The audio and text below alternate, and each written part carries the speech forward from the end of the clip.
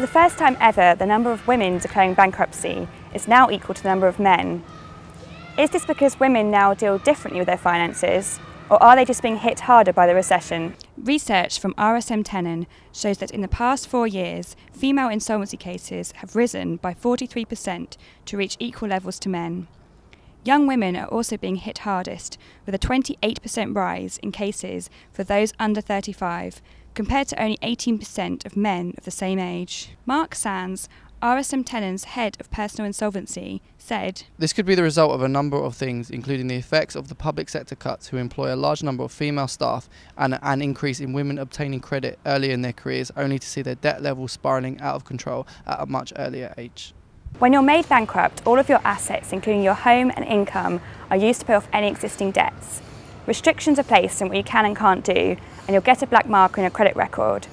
This also means you can't open any new accounts or cards. Anyone can apply for bankruptcy, and a court will decide to approve it. Once this happens, a trustee is appointed to manage your finances, and you'll have to hand over your bank and credit cards to them, and your accounts will be frozen. Anyone you owe money to will then apply to the trustee to get this back, and they will give you money for necessary things such as food and travel. The amount of women that are owing money now is quite substantial. So we've seen women owe up to £20,000 per person that contact us. And that's £20,000 in the unsecured space, owing credit cards, personal loans, etc. You have to be declared insolvent really to go about seeking bankruptcy. It costs a lot of money to be declared bankrupt. The one downside for a lot of people is that actually it's a register on your credit score. Bankruptcy is one debt solution. There are a number of others. There are things like debt management plans, which helps you repay your debts back to your creditors. There are other solutions like debt relief orders, IVAs. There are numerous other solutions.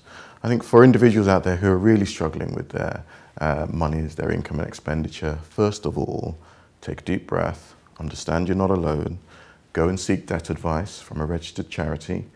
The individuals on the end of the phone who you see face to face, they deal with hundreds of thousands of people every year. So first of all, be reassured that you'll be treated fairly. Debt relief orders are also getting more popular, and were up 29% from 22% in the second quarter of this year. They are an alternative to bankruptcy and are only available for people with debts of less than £15,000, few assets and a low income. The rise of female insolvency cases is a sign of the changing role of women in the workplace, but also of the worrying amounts of debts we're all getting used to.